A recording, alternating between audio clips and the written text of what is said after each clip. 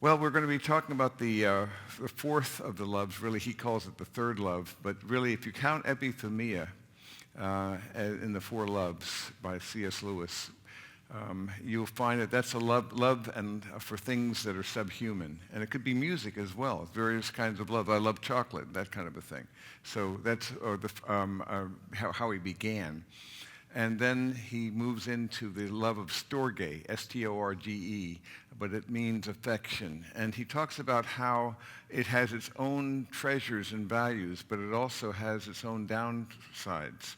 And indeed, he's going to argue that each of the human loves contains the seeds of its own unique forms of hatred if it's not animated and energized by the highest of loves, the divine love of charity or agape. So each one has its own distorted downside. It makes perfect sense.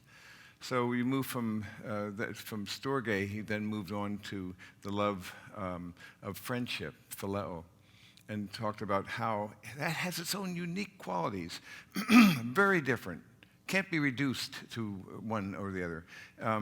Each of them has a unique bouquet, as it were, of loves. And that's why the Greek language has more words for love by far than we do, and it's a richer vision of what they look like. And so you have a bouquet of loves.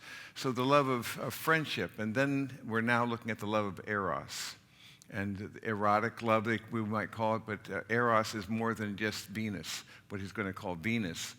He says, the carnal or animally sexual element within eros, I intend, following an old usage, to call Venus. And so he's talking about that, but he's going to draw a distinction between the two because often people reduce it. By eros, which is another one of the words not used in the New Testament Greek. The Greek New Testament uses phileo and agape, but it does not use storge and eros. It's interesting. But they were widely used, and so it's not as though they couldn't have been used. But in this eros, it's what is called being in love, you see. So it's the kind of love in which lovers are in. So that's the problem. If you fall in love, you can fall out of love. You see these falling in and out. So there's a kind of an extra dimension that doesn't sustain itself. He says sexuality makes part of our subject only when it becomes an ingredient in the complex state of being in love. That sexual experience can occur without eros, without being in love, and that eros includes other things besides sexual activity I take for granted. And so he's going to be arguing that sexuality may operate without eros or as part of eros. And so he says, I'm not all subscribing to the popular idea that it is the absence or presence of eros which makes the sexual act impure or pure, degraded or fine, lawful or unlawful. No, there are different kinds of aspects there. He says the times and places in which marriage depends on eros are really in a small minority, if you stop and think about it. When you're looking at marriage, when you're looking at that kind of relationship of eros, the Venus component is not that big a deal in comparison to so many other activities. Most of our ancestors, in fact, he says, were married off in early youth to partners chosen by their parents on grounds that had nothing to do with eros. And as you know, even now, in the majority of countries, there are these arranged marriages, and because of that, people learn to come to love one another, is the idea, you see, because they don't love each other, they just met each other in a strange way. So there's a kind of a cultural ethos that expects something more that would have emerged from that.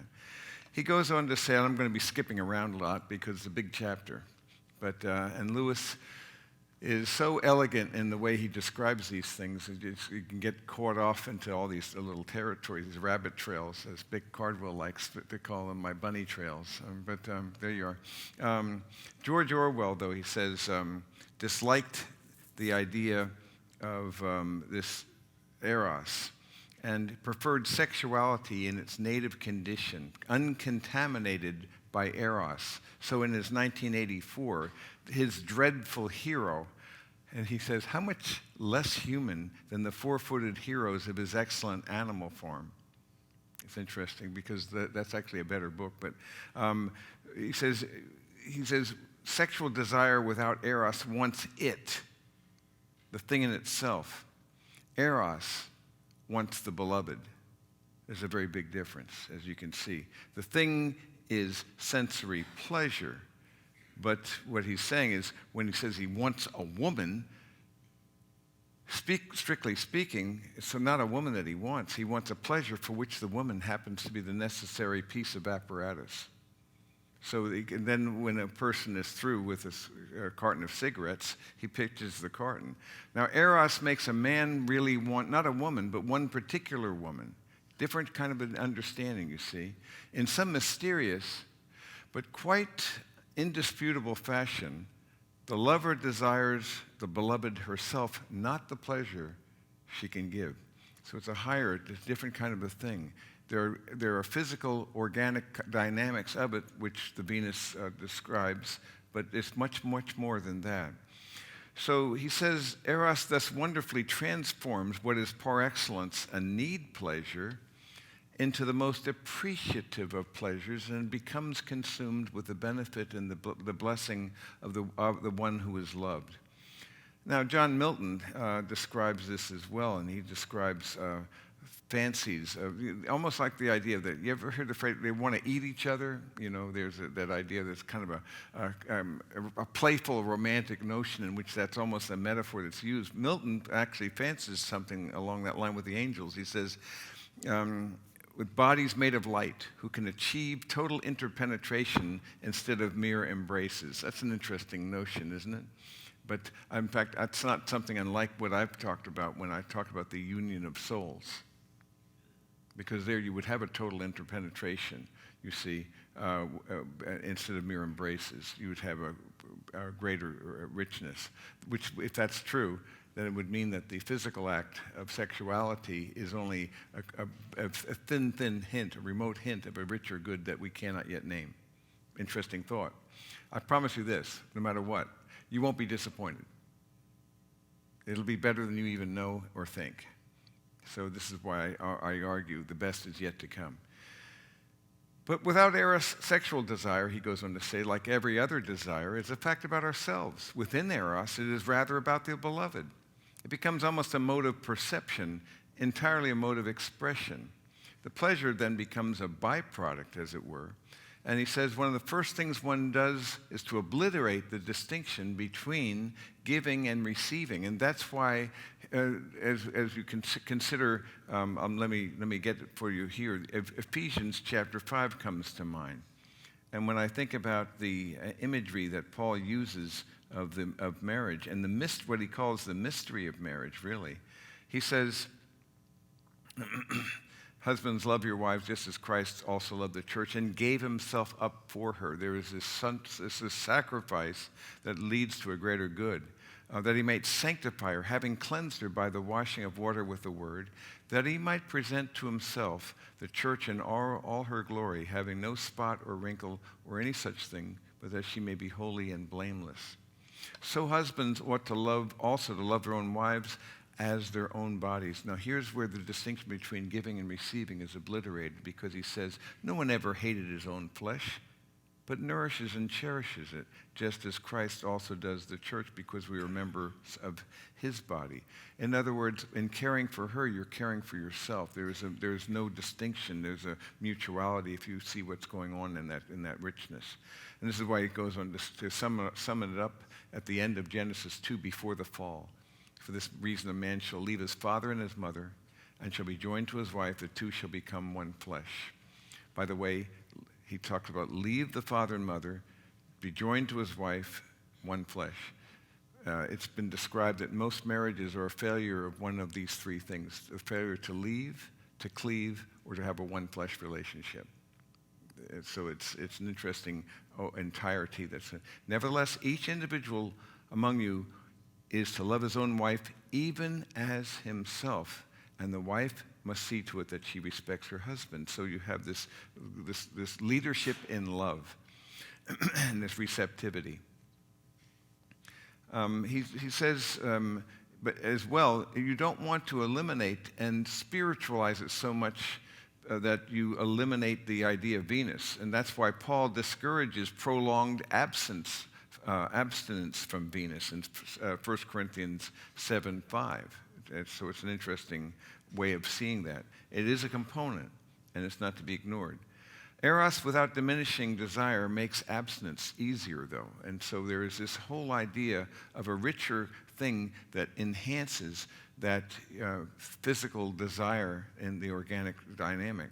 I believe we are all being encouraged to take Venus too seriously. And this is what happens. It speaks with the voice of a god or a goddess. Then it becomes a demon. You see, at any rate, it's a wrong kind of seriousness. All my life, a ludicrous and portentous solemnization of sex has been going on, as he describes it. Our advertisement at their sexiest paint the whole business in terms of the rapt, the intense, the swoony devout. I like that, the swoony devout. Seldom a hint of gaiety. And so he's really speaking about this in an interesting way. We're not to be totally serious about Venus. We must not attempt to find an absolute in the flesh. Banish play and laughter from the bed of love, and you may let in a false goddess. So there's another dimension. There's a comic spirit. We're under no obligation at all to sing all our love duets in the throbbing world without end, heartbreaking manner of Tristan and Isolde. You see, it's something so solemnized that you miss out on the gaiety and the fun side. It's more like Papageno and Papagena instead, if you're familiar with the magic flute, as opposed to Tamino and Pamina in that great opera. And the Zauberflöte, he talks about the idea of having two unions. There's a union between this, kind of like the sacred and the secular. So one is very highly elevated, but the other is very earthy and earthbound. You see, the bird catcher and his bird wife. So at any rate, so she herself is a mocking, mischievous spirit, far more elf than deity, and makes game of us when he speaks of Venus in this way. He says, sensible lovers laughed. It is all part of the game of catch as catch can. And the escapes and tumbles and head-on collisions are to be treated as a romp. For I can hardly help regarding it as one of God's jokes, that a passion so soaring, so apparently transcendent as Eros, should thus be linked to an incongruous symbiosis with a bodily appetite, which, like any other appetite, tactlessly reveals its connections with such mundane factors as weather, health, diet, circulation, and digestion. In other words, we're composite beings, rational animals, akin on one side to the angels, on the other to tomcats. We got it both. Again, I think of us as being hybrids. You see, you are a spiritual being, yet you are in this body of earth. And this earthbound condition here, this earth suit that you're in, is really, in many ways, ludicrous, with all your plumbing and nonsense of all this kind of stuff. You stop and think about it. So you have to be careful about this. You don't want to be, on the one hand, like the ascetic pagans who called it a prison of the tomb of the souls, like a sack of dung, as one person used to describe it.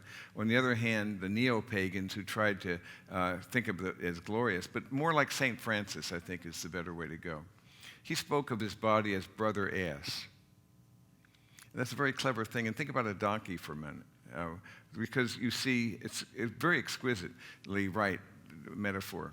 No one in his senses can either revere or hate a donkey. If you stop and think, one of our favorite movies, Karen and I, we love the movies of Robert Bresson, and one of Bresson's films is called Alcazar Belshazzar, and I'd like you to see it because it's about a donkey. You'd never believe it, but it's like a type of Christ. It's an amazing scene, and you both see its glory and its elegance and its sadness and its diminishment. But donkeys are useful. It's useful, sturdy, lazy, obstinate, patient, lovable, infuriating beast. It's got them both, doesn't it? And your body's like that. You see, there's an ambivalence about that. Deserving now the stick and now a carrot. Both pathetically and absurdly beautiful. When you see that film, you'll know what I mean. it really beautifully pulls that out. And you see this wonderful dignity, and this also its ordinary nature. The fact is that we have bodies is the oldest joke there is. It's like a joke, he says. Lovers, unless their love is very short-lived, again and again feel an element not only of comedy, not only of play, but even of buffoonery in the body's expression of eros. Be honest with yourself, you know what I'm talking about. So he talks about this grotesque charm. So the highest does not stand, however, without the lowest. There's indeed, at certain moments, a high poetry in the flesh itself, but also, by your leave, an irreducible element of obstinate and ludicrous unpoetry.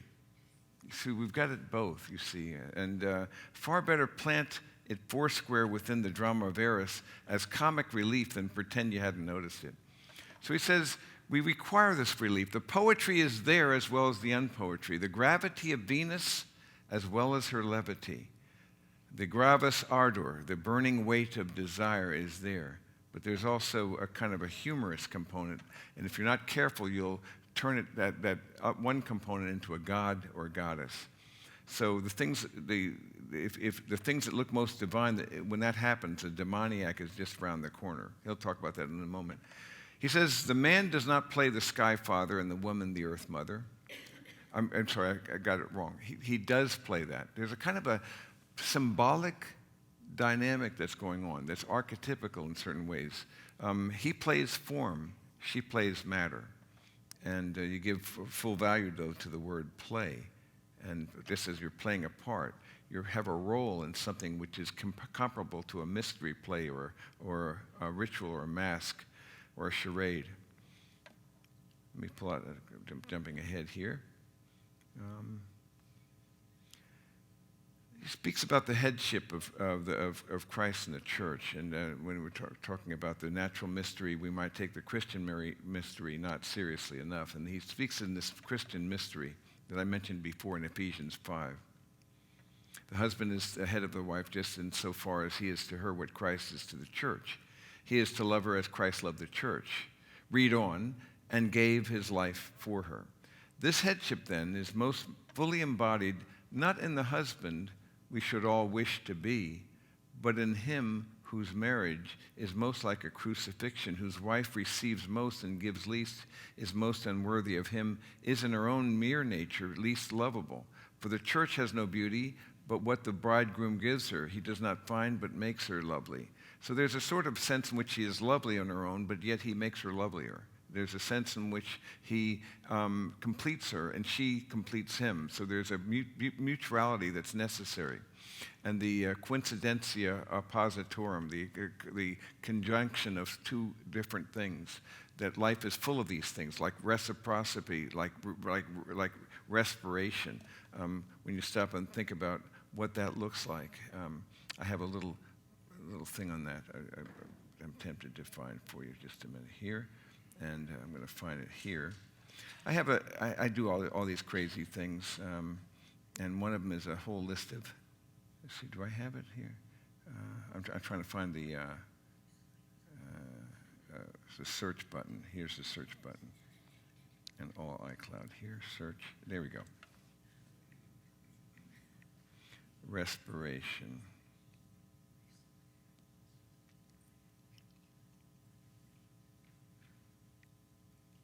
Here we go.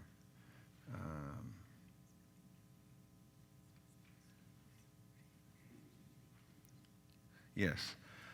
There's a respiration between doing and being. There's a give and a take between product and process, between active and contemplative, between light and darkness, between prose and poetry, between West and East, truth and goodness and beauty, masculine and feminine. There's always back and forth these connections of breathing and so forth, both sides, the left brain and the right brain. And so you see the completion that is not one that will be sufficient. You need them both. By the way, however, with right and left and right brain approaches, most people are left-brained And the problem is the left brain is a good servant, but a terrible master. The right brain gets the bigger picture. And so we live in a left brain culture, and so it's technology and technocracy and so forth. There's another discussion. But the idea is to see things in a coherent whole. And there's always a union and diversity. And the more I look at the created order, the more wonderfully rich, embellished, and complex it becomes, that you hope to hold everything in tension. From Venus, the carnal ingredient within Eros, I now turn to Eros as a whole, as he says. He says, it is the very mark of Eros that when he is in us, we had rather share unhappiness with the beloved than be happy on any other terms. It's an interesting notion, that. It has a power. Better this than parting. Better to be miserable with her than happy without her. Let the hearts break, provided they break together. This is kind of an interesting thing. If it doesn't say this, it's not the voice of Eros, he's arguing. He says, it is in the grandeur of Eros that the seeds of danger are concealed, and this is where he always has his corrective. You see, he's spoken like a god. His total commitment, his reckless disregard of happiness, his transcendence of self-regard sound like a message from the eternal word, because there are acts of tremendous sacrifice that Eros will generate, as you know, in literature and in reality of life. It's always been so. So you can have this dangerous downward pull. Ready for every sacrifice except renunciation.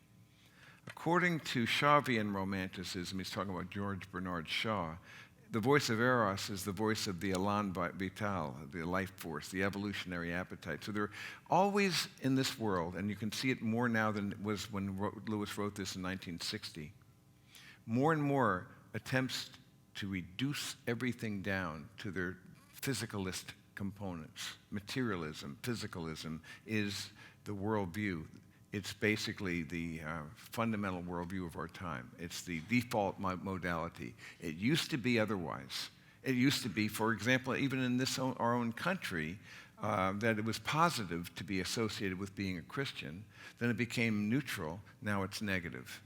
And indeed, we can see in history that the default mindset of the worldviews in art, music, literature, sciences, architecture, poetry, everything was a transcendent theistic viewpoint, and until about the 16th century. And then when with the breezes of enlightenment, which actually turned into an endarkenment, the default modality switched away from being a theistic viewpoint, which created all the great beauties of Europe, to now a degenerated view which reduces everything to a physicalism, to the ordinary, to the routine, to the material. And so you went from theism to deism to naturalism or physicalism, materialism. So now the default modality of the university is not theistic, as it once was when those colleges of great education were established, like Yale and Harvard and Princeton. They all were theistically based, clearly about the glory of God. But truth in Christ and the church was Harvard's Veritas idea. So how did it happen? So we've moved now from a default theistic top-down view to a default cultural physicalistic, materialistic, bottom-up view. You see the difference? The higher can account for the lower, but the lower can never account for the higher. That's the important thing. And so if you look at the Scrabble, and just look at, if you just had Scrabble tiles, it just assembled them together. Those things will just always produce chaos and randomness, won't they? I mean, if you saw a sentence, this sentence is correct, or something like that, you're going to be very suspicious when you empty a box of Scrabble tiles, and then they all arrange that word, that sentence. You'd be very suspicious. You're going to get chaos. The most you're going to get is cat, or dog or something like that, but you're not going to get much more than that. So when you get suspicious, there's a message in there. Suppose you did see that message. Can it be reduced to the components? No. Information transcends actual matter and energy. It goes beyond that. That's why, by the way, when you have let's say you have a DVD, remember those? Isn't that strange to say that? Strange. I remember whether I had to choose between a cassette and an 8-track when I bought in 1967 when we bought our first stereo. I still have it. It was a Harman Kardon, and I wisely chose the cassette. The 8-track went the way of the Dodo. But lots of other than now, the cassettes have gone the same way, and then one after another and after another. But consider you have a film, and it's on a DVD. Now, this movie that's on that DVD doesn't weigh anything. In other words, the DVD has when you basically program it and just put the code in there, it doesn't have any physical component. It just actually has no weight, no mass. It transcends it. Even now, I could take this message that I'm giving you, and it has information, and somebody could use Rev.com and have it transcribed. And so then you could read the transcription. Now you're hearing it through the sound, but now you can read it in a physical piece of paper. You see the difference there? Or you can see it as a video. So it can be communicated in any other way. It can be sent as an email. But it's the same information. The information can be received through the physical or through so that it could be matter or it could be energy or audio. But the thing itself is not either. So that's why the DVD doesn't weigh more when it has a movie on it than it did if it didn't. You see where I'm going with that? It's a difficult thing. So I say that ultimate reality is greater than matter and energy. We can actually see it right now. The third ultimate is really information. In the beginning was the Word. You see, that's the beginning. So that transcends matter and energy. So when I look at the life then, as I know Lewis did, I'm looking at a top-down vision that the higher can account for the lower, but the lower can never account for the higher. So the spiritual realm, the transcendent, can account for all the physical things that are manifested, but you can't go the other way around. That's why for me, life is always inside out, the spirit and then the soul and the body. And it's also top down, not bottom up. And that's how I think Lewis saw it as well, not just some life force or reductionism. Right now, by the way, scientists are desperately trying to find what they deny as even a thing that exists, consciousness, though they have to use conscious thought to deny it. It's a self-stultifying concept. It's astonishing how dim-witted we can be and so intelligent at the same time. The fool who doesn't even grasp that he's contradicting himself in every speech he makes. Every sentence he makes has a subject and an object and it has an idea that's not actual tactile. It's actually not tangible. You can't concretely measure it, yet he denies that such a thing exists. It's amazing.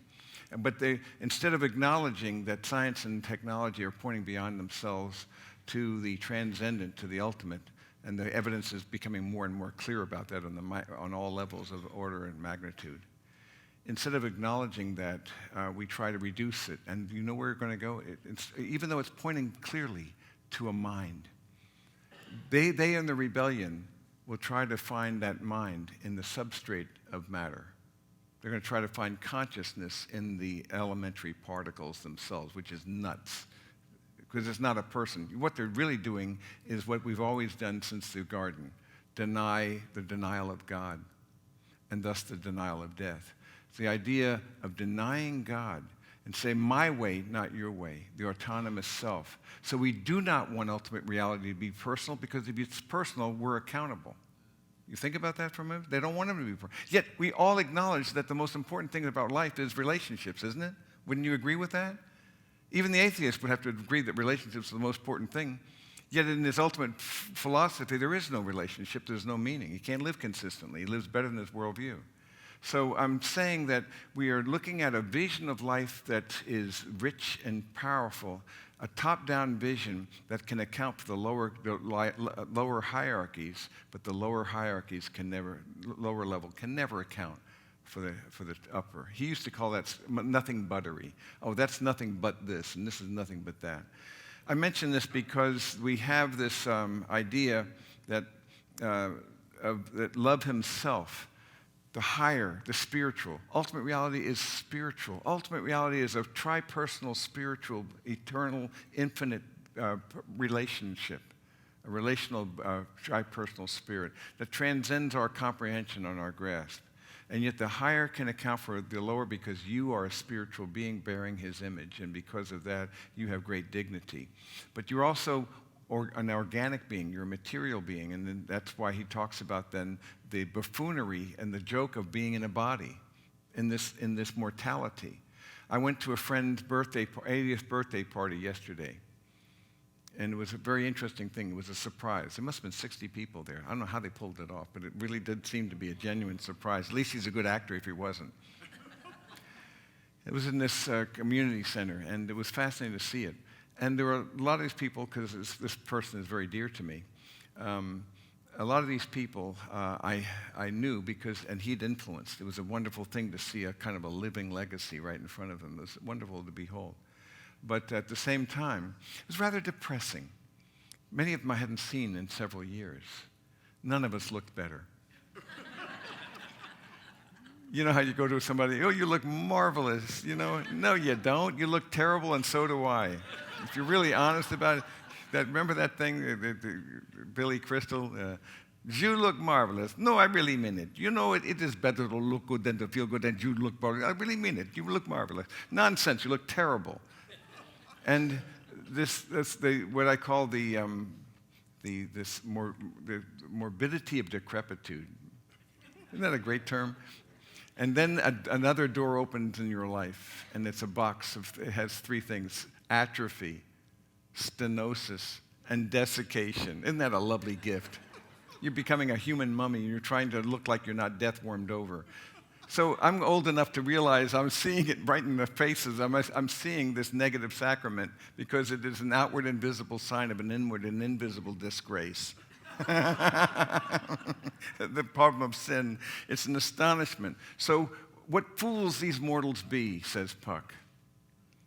And yet at the same time, what wonderful beings we are. The pinnacle of all things that God has made. And yet we are the degradation thereof. Because animals cannot be as evil as we can be, you see. So there is this amazing thought that God sees us both and loves us, so he sees us through and through, because I love the fact that the one who knows you best loves you most. So you have nothing to hide. With that vision, you don't have to be afraid of God. In a world without Christ, though, people will not want God, because if he's a person, if he's a being, a personal being with mind, will, and emotion, if he is personal, then if he's the source of beauty, he will reveal ugliness. If he's the wellspring of truth, he will reveal error. And if he is the fountainhead of goodness, he will reveal evil. And we don't want the light to be exposed so that they will hide in the darkness, as John 3 says. That was my little diversion for you, my little bunny trail for you, but Rick. Yeah. We continue. I'm almost through. Eros without reservation and obeyed unconditionally becomes a demon. Of all loves, he is at his height, most godlike, therefore most prone to demand our worship. Of himself, he always tends to turn being in love into a sort of religion.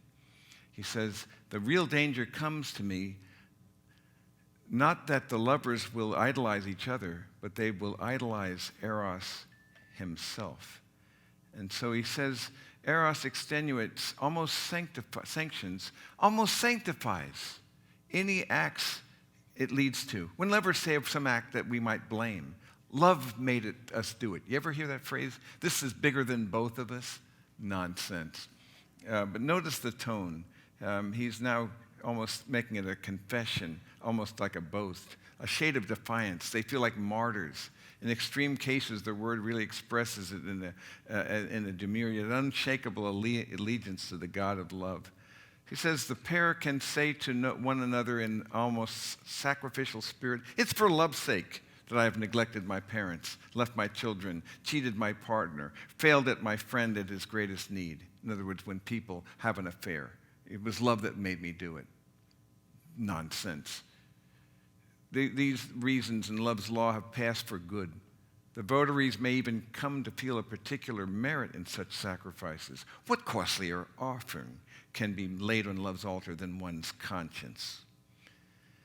In one high bound, it has overleaped the massive wall of our selfhood.